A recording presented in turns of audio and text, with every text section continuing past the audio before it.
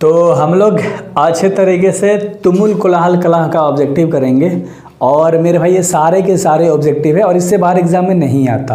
आप 10 साल के पेपर उठा लेना और मैं जितने भी चैप्टर कराया हूँ ना सिर्फ चैप्टर कर लो। एग्जाम में 40 को ऑब्जेक्टिव आता है, आपको पता है, केवल बुक से 40 को ही आता है 20-22 चैप्टर से। सोचो एक चैप्टर से 1 गो या 2 गो, ठीक है। तो आपको क्या करना है, कमेंट में बताना है कि आपने 25 में कितना सही करा, ठीक है। और इसके इंट्रोडक्शन जानेंगे लेखक के। तो इनके जो लेखक थे वो थे जयशंकर प्रसाद, और जयशंकर प्रसाद का जन्म हुआ था 30 जनवरी 1889। कब हुआ था लिख के बता रहा हूँ, याद होगा आपको। 30 जनवरी 1889 में इनका जन्म हुआ था। किनका हुआ था बताओ? जयशंकर प्रसाद का। जयशंकर प्रसाद का जन्म 30 जनवरी 1889 में हुआ था और इनका जो निधन है, इनका जो मृत्यु है 15 नवंबर 1937 को हुआ था। 15 नवंबर 1937 को हुआ था मेरे भाई, याद रख लेना। 15 नवंबर 1937 को मृत्यु हुआ था जयशंकर प्रसाद का। जन्म स्थान की बात करेंगे कि इनका जन्म हुआ था वाराणसी में, है ना, वाराणसी, जो कि उत्तर प्रदेश के अंदर है। तो अच्छे तरीके से ये चीज़ याद रख लेना मेरे भाई, ठीक है। चलो, तो इतना चीज़ आपको कंप्लीट तरीके से याद हो गया होगा। आगे हम बात करेंगे पिताजी के बारे में, ठीक है। ध्यान से देखो, पिताजी का नाम था देवी प्रसाद साहू। क्या नाम था? देवी प्रसाद साहू। जयशंकर प्रसाद के पिता का नाम था देवी प्रसाद साहू।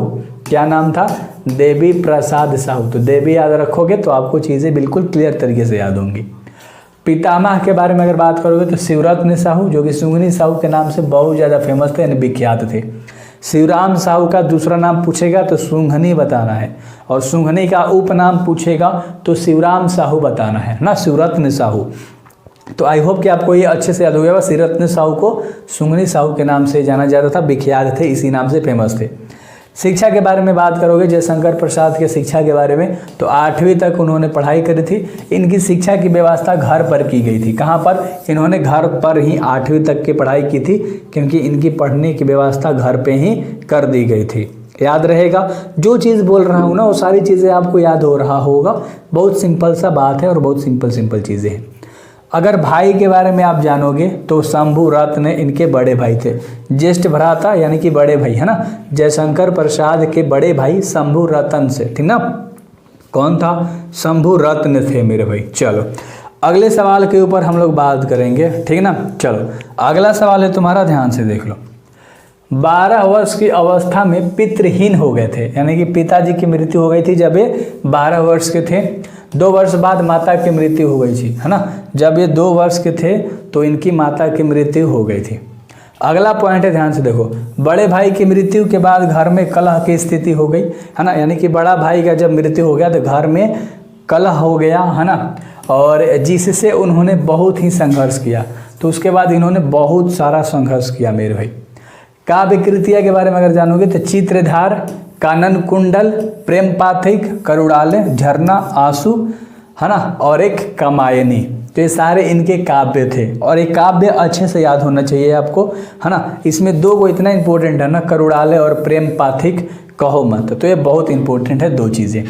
बाकी जितने भी चित्रधार, कानन कुसुम, प्रेम पाथिक, करुणालय, झरना, आंसू, लहर और कमायनी, तो इसमें कमायनी भी मोस्ट इंपॉर्टेंट है। तो ये सारे काव्य हैं जो कि मेरे भाई बहुत इंपॉर्टेंट है, जयशंकर प्रसाद के काव्य हैं। तो उम्मीद करता हूँ आपको अच्छे से समझ में इतना आ गया होगा। आगे है नाटक, है ना। तो नाटक भी हम लोग देख लेते हैं। नाटक में राजश्री, विशाख, सज्जन, प्रक्षित, अजातशत्रु, स्कंदगुप्त, ध्रुव स्वामिनी, एक घूंट और कामना, ये सारे क्या थे? नाटक थे। क्या थे मेरे भाई? ये सारे इनके नाटक थे। एक बार और नाम देख लो, राजश्री, विशाखा, सज्जन, प्रक्षित, है ना, अजातशत्रु, स्कंदगुप्त, ध्रुव स्वामिनी, एक घूंट और कामना, है ना। अगले सवाल की बात करोगे तो अपना है इनका उपन्यास, है ना। तो इन्होंने कंकाल उपन्यास दिया था, तितली और एक इरावती, ये सारे इनके उपन्यास थे। क्लियर है। कहानी संग्रह के बारे में अगर आप बात करोगे तो छाया, प्रतिध्वनि, इंद्रजाल और आकाशद्वीप, ये सारे इनके कहानी संग्रह हैं। निबंध के बारे में मेरे भी बात करोगे तो काव्य कला तथा अन्य निबंध, काव्य कला और अन्य इनके निबंध थे जो कि मोस्ट इम्पोर्टेंट है। तो उम्मीद करता हूँ आपको बेहतर तरीके से समझ में आया होगा। पहला सवाल है कि निम्न में से कौन सी कविता प्रसाद जी की नहीं है, यानी जयशंकर प्रसाद की नहीं है कह रहा है। चित्रधार तो लिखा है, झरना लिखा है, आंसू लिखा है, साकेत को नहीं लिखा था। तो ऑप्शन नंबर डी आपका बिल्कुल सही हो जाएगा। याद रखना, चित्रधार, झरना और आंसू ये सारे जो है कविता वो जयशंकर प्रसाद के द्वारा लिखा गया है। तो एक एक चीज़ को हम लोग बेहतर तरीके से करते हुए चलेंगे मेरे भाई। इससे पहले इंट्रोडक्शन आपको देखना अनिवार्य था, तो मैंने दिखाई दिया इंट्रोडक्शन, ठीक है। चलो, तुमुल कोलाहल कलह में प्रसाद की किस रचना से ली गई है? जो तुमुल कोलाहल कलह है ना, वो प्रसाद जी की कौन सी रचना से ली गई है मेरे भाई? तो यह ली गई है झरना से। कहाँ से लिया गया है? झरना से लिया गया है तुमुल कोलाहल कलह में, ठीक है। और अगला सवाल है आपका 3 नंबर का, ध्यान से देखिए। जयशंकर प्रसाद हिंदी साहित्य के किस काल से संबंध रखते थे, यानी कि संबंधित थे? जयशंकर प्रसाद तो आधुनिक काल से संबंधित थे। एक क्वेश्चन का आंसर आपको पता होना चाहिए मेरे भाई, ठीक है। चलो, अगले सवाल के ऊपर हम लोग आक्रमण करेंगे और इसका आंसर अच्छे तरीके से आप बताना। जयशंकर प्रसाद जी का जन्म कब हुआ था?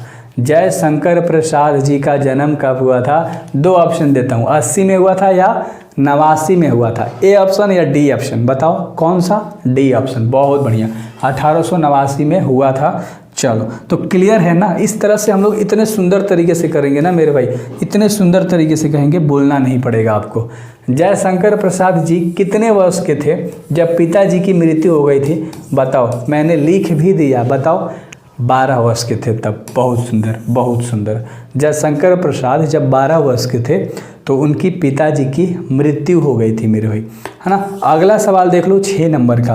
कंकाल है, कंकाल क्या है मेरे भाई बताओ? महाकाव्य, कहानी, उपन्यास या प्रबंध काव्य? तो ये जो कंकाल था वो कंकाल था, वो एक उपन्यास था। कंकाल के बारे में बात किया गया है आपके चैप्टर में, तुमुल कोलाहल कलह में एक शब्द है, इसका मतलब है, था ना। तो बात किया गया था जो कि उपन्यास था। अगला, कामायनी प्रसाद जी की किस प्रकार की लेखनी है? तो आपको बताना है कामायनी किस प्रकार की लेखनी थी, खंड काव्य या प्रबंध काव्य? बताओ कौन सा? प्रबंध काव्य। बहुत बढ़िया, बहुत बढ़िया, बहुत बढ़िया। कमेंट में लग रहा है कि 25 में 22 लिख ही दोगे, 23 लिख ही दोगे तुम सब, है ना। चलो, अगला सवाल देख लो 8 नंबर का है कि प्रसाद जी का जन्म कहाँ हुआ था? प्रसाद जी का जन्म कहाँ हुआ था? लखनऊ में या वाराणसी में? कहाँ? वाराणसी में। बहुत बढ़िया, बहुत बढ़िया। सारे ऑप्शन देखने की जरूरत नहीं है, सारे ऑप्शन देखने की जरूरत नहीं है भाई, सारे नहीं देखने की जरूरत है। आप कभी भी वीडियो को देख रहे हो बस बताना, है ना। सजल जलप्रपात में कौन सा अलंकार है? सजल जल जल ना, रूपक या यमक? चलो, रूपक अलंकार है। कौन सा? रूपक अलंकार है मेरे भाई, है ना। और अगला सवाल है कि चातकी किसके लिए तरसती है? मैंने बहुत अच्छे से बताया था, चातकी स्वाति के एक बूंद, है ना, नक्षत्र के लिए तरसती है। तो स्वाति नक्षत्र के एक पहली बूंद के लिए तरसती है मेरे भाई, है ना। चलो, तो ये क्वेश्चन अच्छे से याद हो गया होगा, है ना। अगले सवाल देख लो 11 नंबर का सवाल है कि जयप्रकाश, है ना, यानी जयशंकर प्रसाद ने किस भाषा में काव्य रचना की है? तो भाषा बताना है मेरे भाई कि कौन से भाषा में काव्य रचना की है, बताओ। ऑप्शन दूं, अवधी या खड़ी बोली? अवधी या खड़ी बोली? तो खड़ी बोली में। बहुत सुंदर, है ना, खड़ी बोली में। चलो, अगला सवाल देख लो 12 नंबर का। तुमुल कोलाहल कलह में कामायनी किस सर्ग से ली गई है? कामायनी श्रद्धा, ईड़ा या निर्वेद सर्ग से? तो बताओ, सिर्फ एक ही, श्रद्धा या निर्वेद? तो निर्वेद सर्ग से, है ना। चलो, किस सर्ग से? निर्वेद सर्ग से ली गई है। और अगला 13 नंबर का सवाल है कि देवी प्रसाद साहू जयशंकर प्रसाद के कौन थे? देवी प्रसाद साहू जयशंकर प्रसाद के क्या थे? पिता थे या पितामह थे? ए या सी ऑप्शन? बताओ। सी ऑप्शन, बहुत बढ़िया, बहुत बढ़िया, पिताजी थे, है ना। साहू जी प्रसाद के क्या थे? पिताजी थे। और अगला सवाल है 14 नंबर का कि प्रसाद जी की किस कृति में आधुनिक मानव की मार्मिक समीक्षा की गई है ना। प्रसाद जी की किस, हाँ ना, तो विशाख या कामायनी? तो कामायनी में। इतने आसान सवाल है कि आप डेफिनेटली कमेंट बॉक्स में मारोगे, और कमेंट बॉक्स में आप ज़रूर मारोगे मैं उषा की ज्योति, है ना, मैं उषा की ज्योति में कौन सा अलंकार है? ये इंपॉर्टेंट क्वेश्चन है भाई, ये इंपॉर्टेंट है ना। तो 2 उपमा है या अनुप्रास है? बताओ। अनुप्रास है ना। कौन सा है? अनुप्रास है।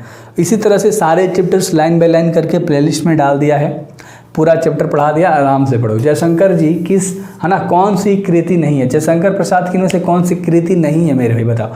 प्रेम पाथिक तो लिखा था, और महाराणा प्रताप का महत्व लिखा है, इरावती लिखा है, तो इनमें से महाराजा मानसिंह नहीं है। नहीं पूछ रहा था ना, तो ये कृति नहीं है। तो इंट्रोडक्शन मोस्ट इंपॉर्टेंट पार्ट है भाई, करा रखा है हमने। देखो अगला, इनमें से कौन सी पुस्तक प्रसाद जी की नहीं है। अब पुस्तक पूछ दिया तो आंसू लिखा है ना, इंद्रजाल है, आंधी है, शिवाजी का महत्व नहीं है ना, शिवाजी का महत्व नहीं है मेरे भाई। तो आंसू, इंद्रजाल और आंधी, ये आपको तीनों याद होना चाहिए। अगला है कि कौन सी रचना जयशंकर प्रसाद जी की नहीं है। आपकी बार रचना पूछ दिया, सोचो इसमें इंपॉर्टेंट है, पश्चित लिखा था, प्राश्चित सॉरी, और ध्रुवाशनी लिखा था, कामना लिखा था, है ना। सूर सागर मेरे भाई जो ऑप्शन होगा वो करेक्ट हो जाएगा, इसको नहीं लिखा है ना जयशंकर प्रसाद ने। चलो, तो अगला सवाल है प्रसाद रचित महाकाव्य का नाम, यानी जयशंकर प्रसाद ने एक महाकाव्य रचना लिखा था, उसका नाम था कामायनी, है ना। क्या नाम था, प्रसाद ने, है ना, जयशंकर प्रसाद ने एक महाकाव्य लिखा था जिसका नाम था कामायनी। कहाँ चले गए यार, आगे 19 चलो 20 नंबर का सवाल है, जयशंकर प्रसाद और शंभू रत्न एक दूसरे के क्या लगते थे। ये दोनों एक दूसरे के भाई थे, है ना। शंभू रत्न जो कि उनके बड़े भाई थे, याद रख लेना, जयशंकर प्रसाद के ज्येष्ठ भ्राता, ज्येष्ठ बोला जाता ना, ज्येष्ठ, तो ज्येष्ठ भ्राता थे, है ना, शंभू रत्न। निर्धर का शाब्दिक अर्थ क्या होता है। निर्धर का बादल होता है या सुगंध होता है, बताओ, ए या बी ऑप्शन। ए ऑप्शन, बादल। कौन सा, बादल, है ना। क्या होगा मेरे भाई, बादल होगा। और अगला 22 नंबर का सवाल है कि मलय की बात कौन कहता है। मलय की बात कौन कहता है, तो श्रद्धा, है ना। मलय की बात कौन कर रहा है, श्रद्धा कर रही है ना। चलो, और अगला सवाल है 23 नंबर का, मनु की संतानें कहलाती हैं। मनु की संतानें कहलाती हैं मनुष्य, है ना। मनु की संतानें कहलाती हैं मनुष्य मेरे भाई। और अगला सवाल है, देखो कितने कम तरीके से कम समय में कराया, इसी तरह से सारे चैप्टर्स करोगे मेरे साथ। हृदय की बात कौन है, हृदय की बात इनमें से कौन है बताओ, मनु या श्रद्धा। श्रद्धा एक हृदय की बात है। चलो, अगला जो कि लास्ट सवाल है कि मनुष्य का शरीर क्यों थक जाता है, तो मन की चंचलता से, है ना। मन की चंचलता से इंसान थक जाता है। आपका मन चंचल है, बहुत काम कर दिए, थक गए, समझ रहे हो। तो जितना ज़्यादा चंचल रहोगे उतना जल्दी थकावट आएगी ही। तो आपका 25 में कितना सही हुआ फटाक से बताओ। यहाँ पर कितना सही हुआ मेरे भाई, आपको यहाँ पर इस बॉक्स में बताना है ना, ज़रूर बताना 25 में कितना सही हुआ आज। और हम लोग बाकी सारे चैप्टर्स करा दिए हैं, तो बेहतर से करो, चैप्टर वाइज कर लोगे तो और कहीं से नहीं लड़ेगा आपके एग्जाम में। टेंशन ले रहे हो मत लो, चैप्टर वाइज कर लो। ऑब्जेक्टिव का बना दिया है कि 12th Hindi all chapter objective, जाके देख लो, मचा दोगे। सेम वैसी तरह से 12th इंग्लिश ऑल चैप्टर है, तो मचा सकते हो। Best of luck.